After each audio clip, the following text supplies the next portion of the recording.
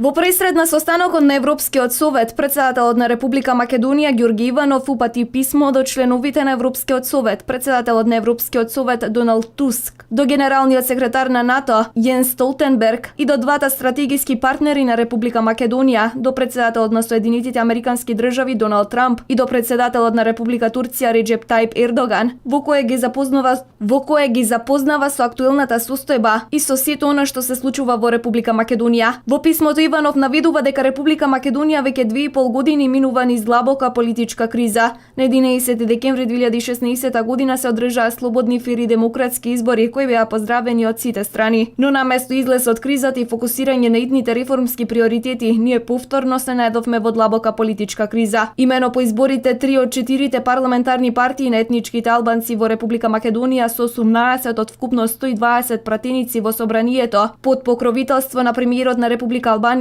Еди Рама и неговиот министер за надворешни работи во Тирана создадаа платформа за албанците во Република Македонија.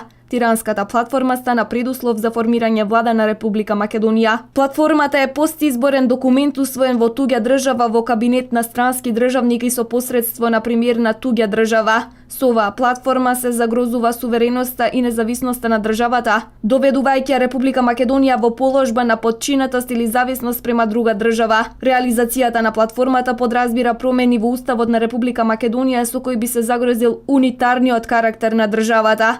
Платформата го нарушува Охридскиот рамковен договор кој ги регулира односите на етничките заедници со државата Република Македонија и нивните меѓусебни односи. Во спротивност со Охридскиот рамковен договор, платформата е дискриминаторска кон другите етнички заедници, бидејќи приоритизира само една заедница. Со начинот на кој е донесена и со изјавите на официјалните представници на Република Албанија и Република Косово, негативно се одрезуваат на меѓусоседските односи и се врши дестабилизација на регионот на Западен Балкан. Оваа платформа нас не доведе во застој од кој е тешко да се излезе, бидејќи има ултимативен и уценувачки карактер. Иванов наведува дека осудата и отфрлањето на овој документ е единствен начин за излез од безизлезната состојба во која се наоѓаме, приложувајќи копија од наведената платформа како изјави на официјални представници и институции на Република Албанија и Република Косово. Иванов во писмото потенцира дека очекува да се ангажираат и да помогнат, бидејќи днината и перспективата на македонските граѓани се пред мощне сериозен предизвик.